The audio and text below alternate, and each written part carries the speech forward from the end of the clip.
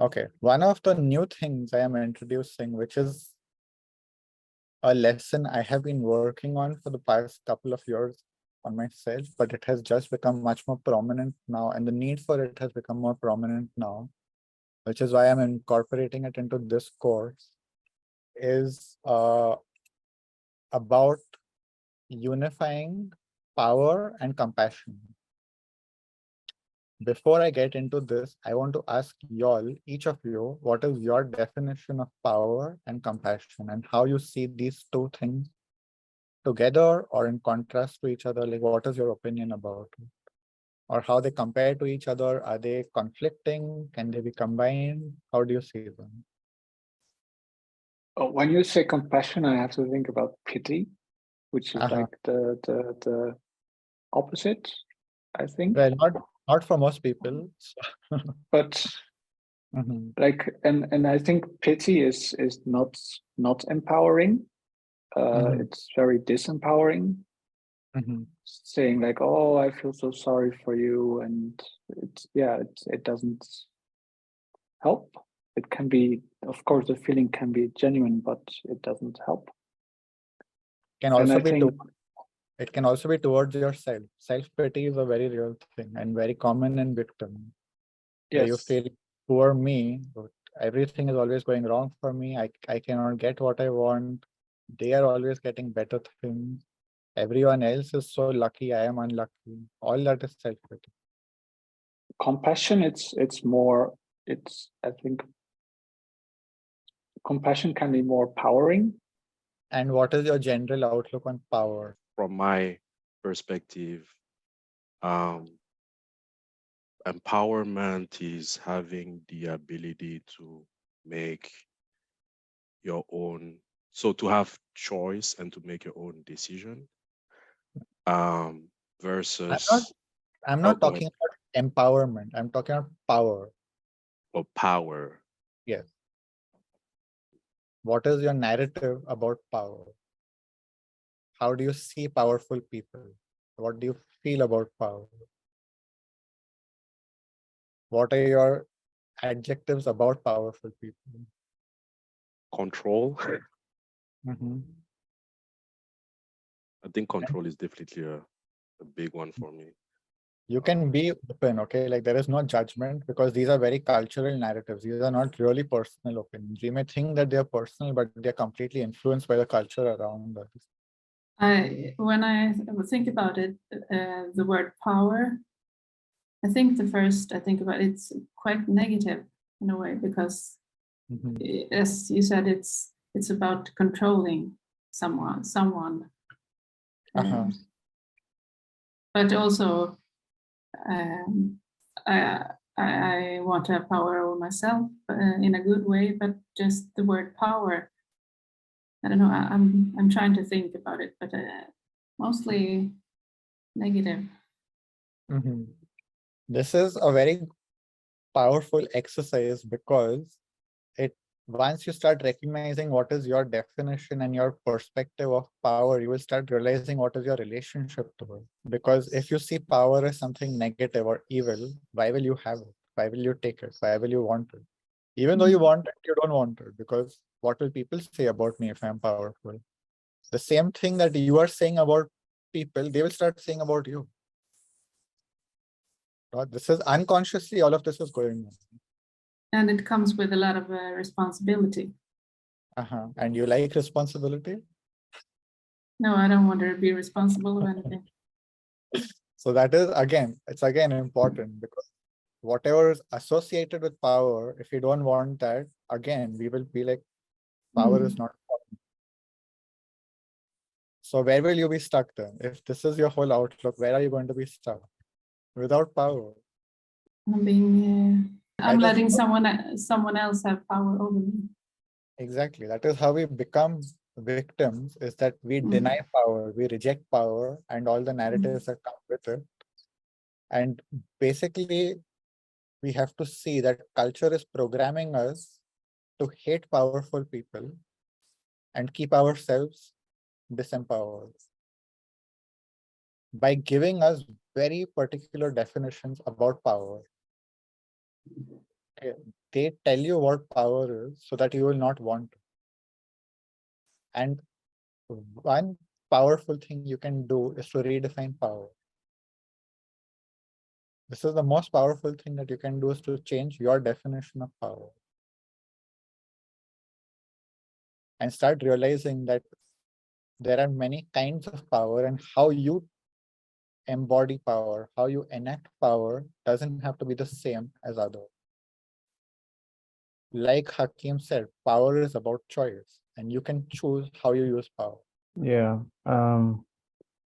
So the thing that I will say about power and compassion, to be honest, like few weeks back before I read a book, I wouldn't have been able to put it very clearly, but I think when I read that book, it kind of made sense. So pardon me, like if my statements seem a whole lot, well structured and all that, but I think I do relate to them, so that's why I still want to use them. So Yeah. power, I feel like it's a mental state in which I either control or can be controlled by someone who is more powerful than me, or if there is a person or situation in which I feel the power matches, like I might not even notice them. Yeah, so I feel like that has happened to me. Can we frame this or rephrase it by saying that you see power in a comparative way? It is always about comparing. Are they more powerful? Am I more powerful, or are we equal? Yeah. This is And unknowingly. Yeah, of course. Yeah. But this is what you're doing, is constantly comparing power. Exactly. And yeah, and unknowingly, like I'll be forcing my decisions onto people, or at times, just accepting because I know I can't really make any difference here. Or yeah, at times not even notice people that are around me because I know that, we are almost the same.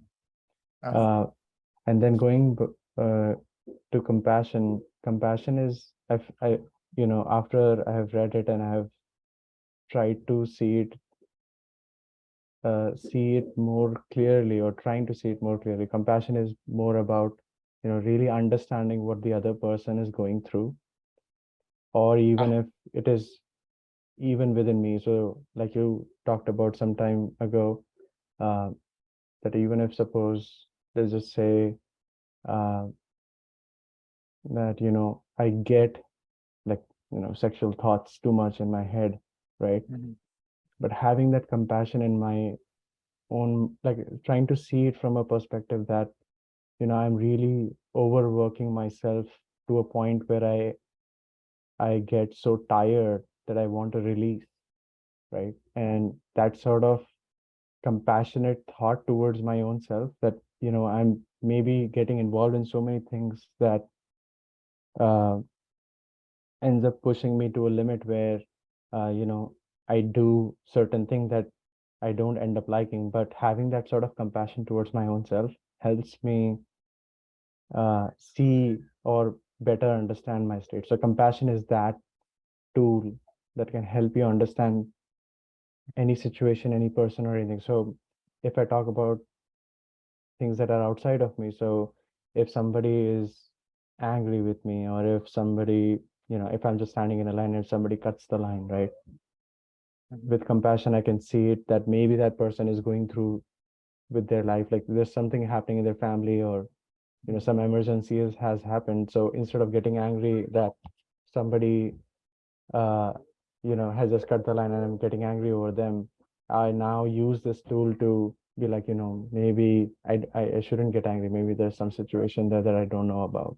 Okay, good. Thank you for sharing that. Yeah, I'll talk more about compassion, but I think your point on power was very interesting. Like, it is something we are all doing. We live in the comparative mind, where we are constantly comparing ourselves to others, not only in power. We're comparing ourselves to others in everything unconsciously. Am I good enough? Are they better than me? like always putting some, trying to put some value, some number, or compare in some way. This mindset or this state of mind is one version of power. It's or one level of power. But there are other versions which I will talk about. Now, what I also want to ask, like Ronald already shared before, but Hakeem and Sophie, like, what is your perspective on compassion, and what are your associations with compassion or compassionate people? Well, it's hard questions, but I think compassion for me is easy. I want everyone to feel compassion. But I what is can't understand people. I don't know how to put it, but I want people to be compassionate, because if you are compassionate, you will learn from others. Then your mind is more open, if you know what I mean. So I want people to be compassionate, so that we can have a understanding between each other. You know what I mean? So I think, but I know not everyone has this empathy. Mhm. I know people that never shows any empathy and compassion. I don't know. I'm just I can't wrap my head around it. Okay, that's fine. That's fine. And yes, thank you to you. I mean, for me, the two words that come into my mind are servitude, so being service oriented, and community oriented. And what I mean by that is having the ability to support others, having the ability to not only understand but hearing their perspective, no matter the quote unquote difference of social background or difference of religion or things of such nature. Having the ability to put yourself in their shoes, and going back to Sanat's point, not taking anything personally towards ourselves, and having that framework, or re-questioning things, and not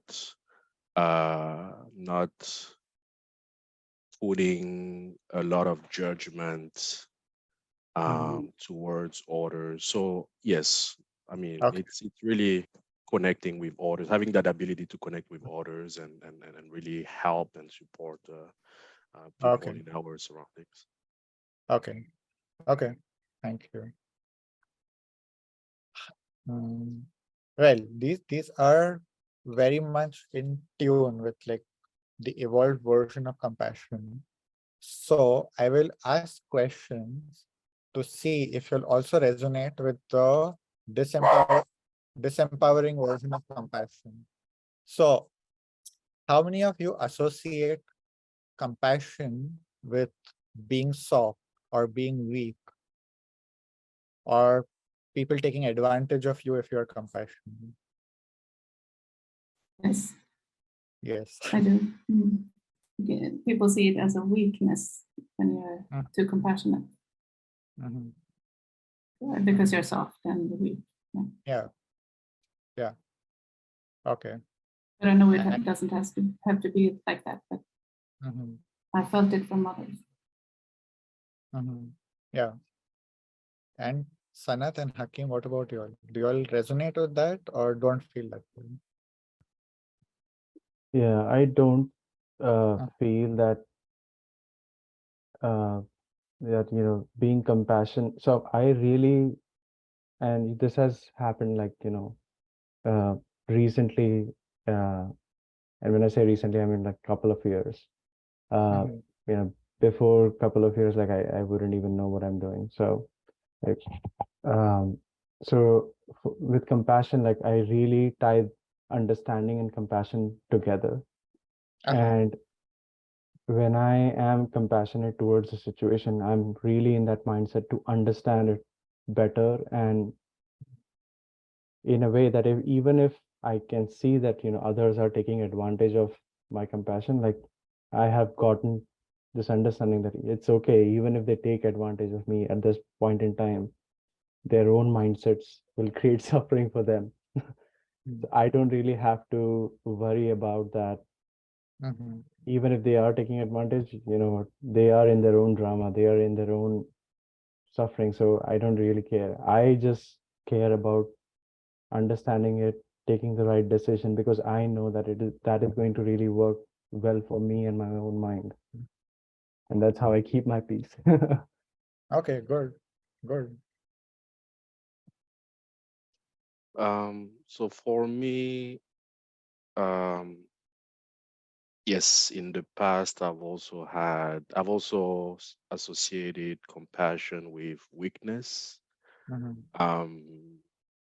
And growing up, I've always felt that people were definitely taking advantage of my softness and my kindness and things like that. But I had to realize, going back to what been discussing, now I'm realizing that I've really been playing that victimhood card, and I've never really focused on accountability and the role that I've participated throughout. I mean, at least the first 20 years of my life. So I had to, and then gradually as I progress, I I went to the other side. So I moved from being very soft to being quote unquote aggressive, and that's I couldn't find a good um state of mind and the difference between being assertive versus being aggressive. And I found myself in a lot of situations where I was aggressive towards people.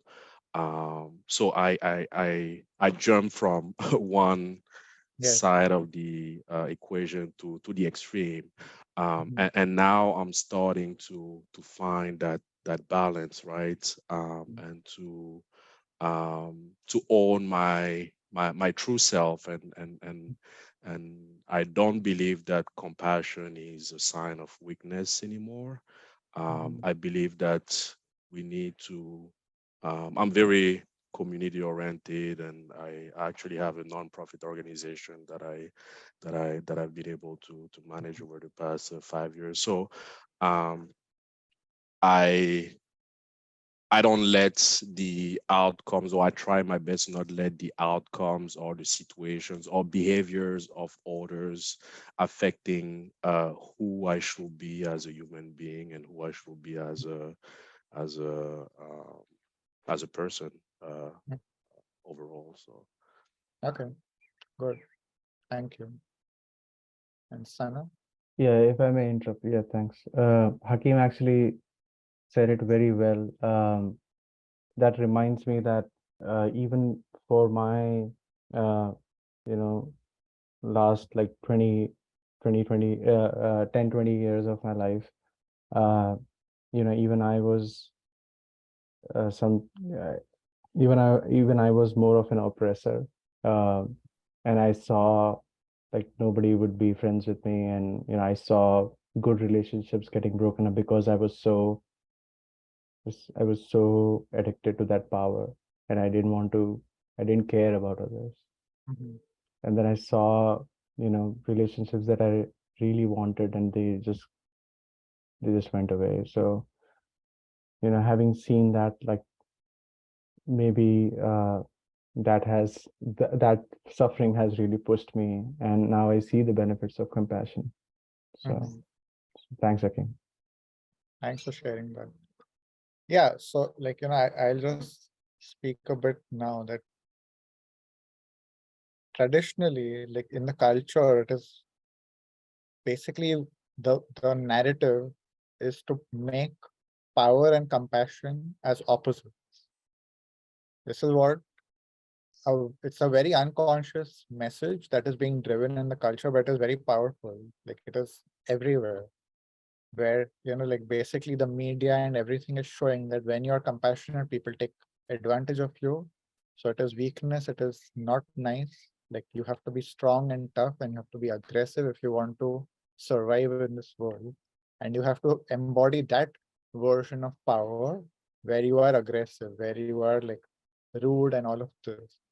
And obviously, like, when we are young, we don't have the ability to resist these messages. We don't have the ability to differentiate and decide not to do that. So we just end up repeating what we are seeing everywhere. And these are embedded very deep within us. And what ends up happening is that even when we learn about this, right, and even when we start changing, unconsciously we are avoiding a lot of situations because inside us there are lots of parts of us that still believe those old narratives. So even though some parts of us may have come to realize these new definitions, other parts of us are still locked in that. And either we will avoid situations that will trigger our oppressive parts to come out, and we will reject power in that way, or we will choose the soft version of compassion, which is disempowering, or not choose compassion because it is the feeling that people will take advantage of me, so I better be tough. So basically, there is this narrative in the culture of exclusion, whereas the reality is that when you combine these two, when you combine power and compassion, they are super complementary. They help each other in very good ways. Because if you have compassion and you really understand, so I will just clarify a bit before I go deeper, is that there are several definitions of compassion. And if you look it up in the dictionary, compassion and pity and empathy are synonyms. Okay, and that is very problematic because pity is very disempowering. It is basically you are unconsciously telling the person, so sorry that there is no solution for you. Like you're basically putting the victim deeper into victimhood and saying, I feel so sorry for you, poor you, there is nothing we can do. That is pity. Empathy is where you can feel what the other person is feeling. Compassion, the highest version of it, the most evolved version of compassion, is where you can fully understand what is going on. You can see all the games, all the drama, everything that is going on, and you can really see the situation, the person, for who they are, for where they are, for what they want, and what is their real level. So if we take the example of our family members, for example, we see how they are struggling. We see the problems that they are going through. So we have empathy. We have one aspect of compassion, but we are not ready to accept that they want to continue to suffer, that they don't want to change their lives, that they want to stay where they are. So that is another level of compassion, is where you accept that people are okay with their lives being the way they are. They enjoy complaining. They are not complaining because they want you to fix their life. They just want to complain. And they just want you to listen to them complaining. They don't want you to suggest a solution. They just want your pity and to hear, oh, I'm so sorry that this happened to you. They don't want you to suggest a solution. So that is compassion awakened to a higher level, is that you really see the level and desires of people. And also to see the desires of people who want to heal. And then you can actually see how you can really heal them without disempowering them. So if someone comes to you and they want your help, you have to be able to help them in an empowering way.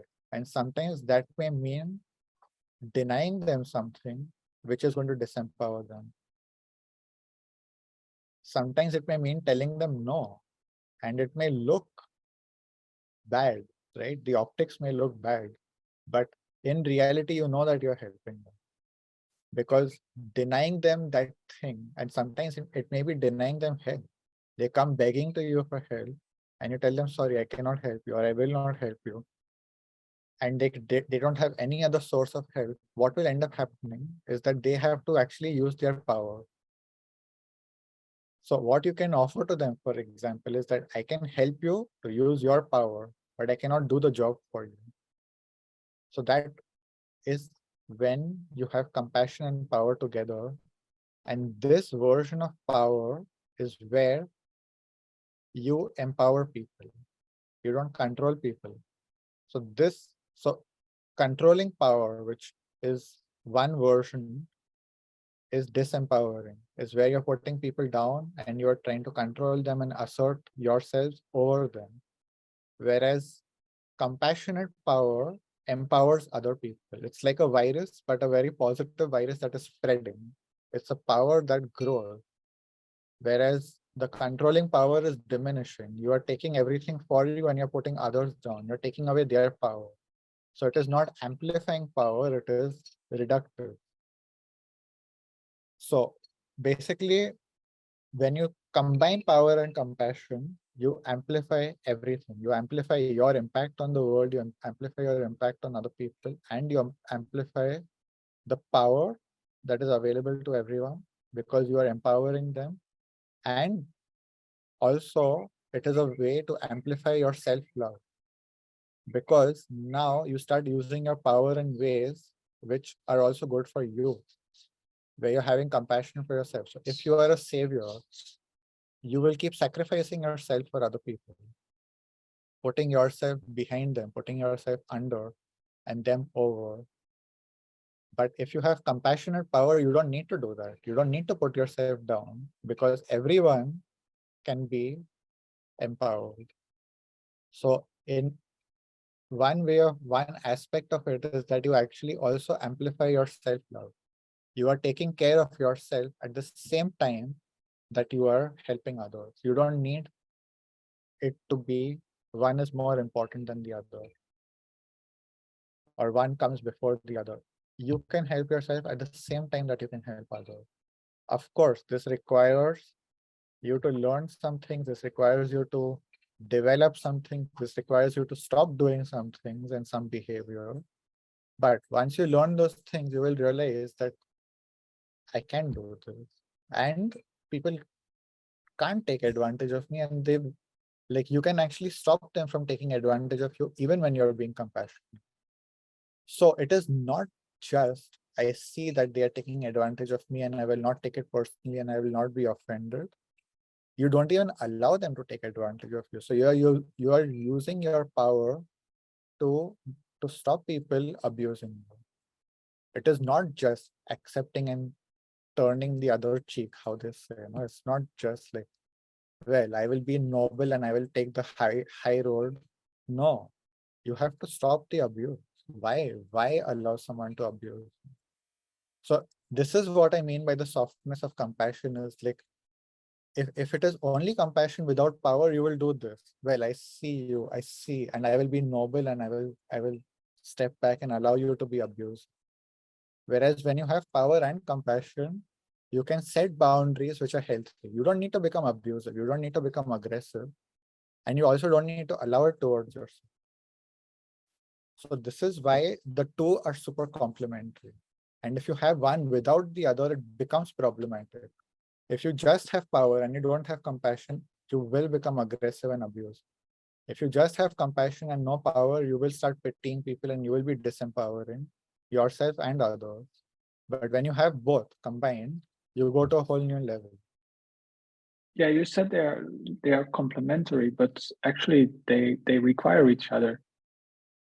Yes. Yeah, I'm basically saying that, I think I understood it, what you're saying, but can we, just hypothetically create a abusive scenario and explain it through the application of this in that scenario? So maybe we can just, picture something like a corporate setting, right? So yeah. So basically, let's say a corporate setting where you have a boss and a teammate, or boss and employee, right? So in the disempowerment dynamic, let's say the employee makes a mistake and the boss gets angry because the mistake was made. What does this imply for the boss? That there are consequences that the boss has to pay. Either the project is delayed or it's going to cost more money, or he or she, I'm not stereotyping here, but they have to explain it to their boss, right? So, well, I am pissed off because this employee made a mistake and now I have to pay for it. I am responsible in some way. So I get abusive and I start torturing the employee, abusing the employee. Now, suppose this boss has healed this within themselves. They will understand that the employee is human. Humans make mistakes. It's not intentional. It is not to crucify the boss or persecute the boss. The employee is doing what they can.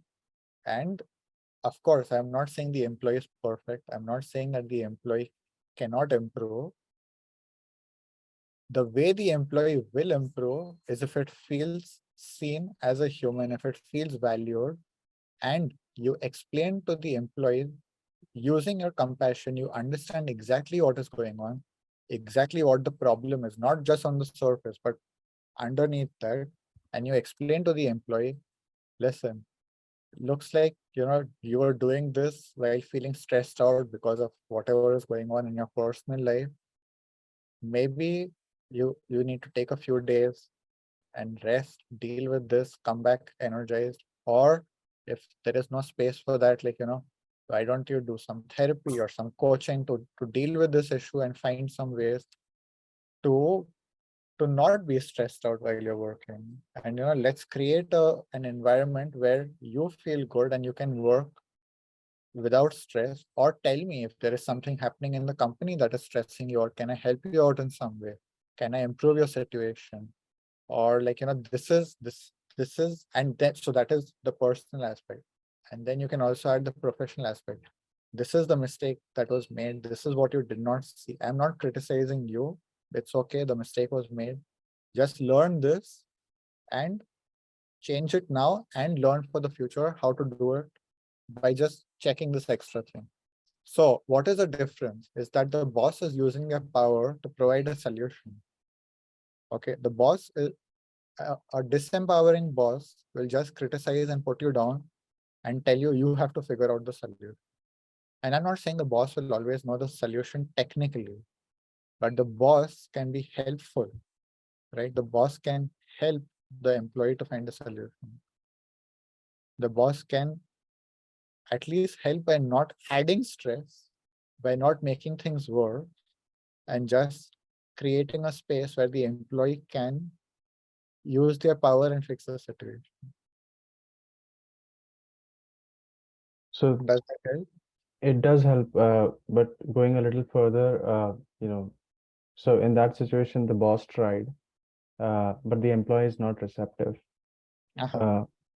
And now the boss has been pushed to basically exercise the thing that you said about that you don't want to be keep taking abuses. You don't want to Yes. put your other cheek. So if the employee is not taking what you're suggesting, then what happens? Well, you have to take measures, right? Like if the employee wants to stay, employee, family member, anyone in our life wants to stay stuck in a toxic pattern, you have to set boundaries and tell them that if this repeats, that there have to be consequences, but not in an aggressive way, not in a way that you are telling them that there is no solution. It is being done in a compassionate way. Like, look, I am suggesting this. If it cannot change, you offer me a solution. You tell me if there is some way that this can be fixed. If basically you realize that an employee doesn't want to cooperate, they are not a good employee. So you need to take measures according to that. But you're not doing it out of personal hatred for this person. You're not doing it because of how they are torturing you. You are just recognizing the situation. You're recognizing what needs to be done to maintain the harmony of the work environment, even for the other employee, right? Because if there is a toxic employee, it is affecting everyone. So you have to keep the perspective, like the manager has to keep the perspective of the whole team. And firing someone, again, like I said, one way of looking at it is such a bad thing to do. And one way of looking at it is that once this happens, maybe it becomes a wake-up call for this employee to change their life. Many times being fired is a huge wake-up call for a lot of people. And again, that is to, instead of seeing the boss as the oppressor, you start seeing the boss as a challenger. Like, well, what they did, I did not like what they did. What can I learn from this? What do I need to change so that this does not repeat? So you are changing your attitude from victim to being the hero. Like, okay, what can I do? How can I fix my life? What did I do wrong? So taking accountability, right? Like not just blaming the boss for firing me, it's taking accountability and saying, yeah, there was something that I was doing which was not okay. And my boss was trying to support me and I was not being receptive. So like there are many ways, and we are being very hypothetical. Like it has to be very tailored to the particular situation, to the particular dynamics, and being sensitive to each person's needs and situation. But there are lots of strategies that can be employed. But the thing is not about the strategy. The strategy is just a tool. The real thing is that you have to see within yourself what is going on. Yeah, I hope that helps to clarify things. Yeah. I think this also relates to what you said earlier, like about being very much attached to your role. Like, if the boss is very much attached to his role and very concerned about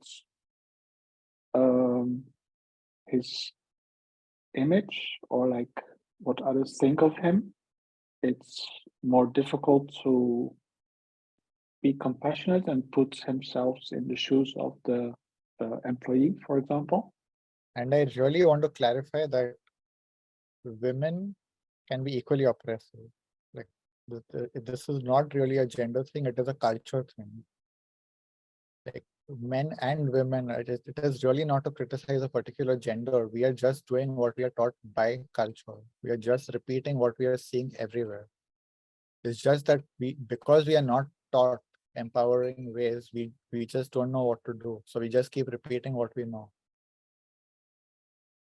So like it is even to take the criticism out of ourselves when we are being oppressive, is to realize that I am just repeating something, and I will be compassionate with myself and understand that I am just being automatic and I will change it. I am putting an effort to change it. I am putting an effort to understand what is really going on. So I read somewhere, so this interplay between power and compassion, I read somewhere, and to a degree, it kind of made sense that every time you feel that you're stuck in that power plane where you're either comparing yourself with others or just accepting whatever it is, like the way you keep yourself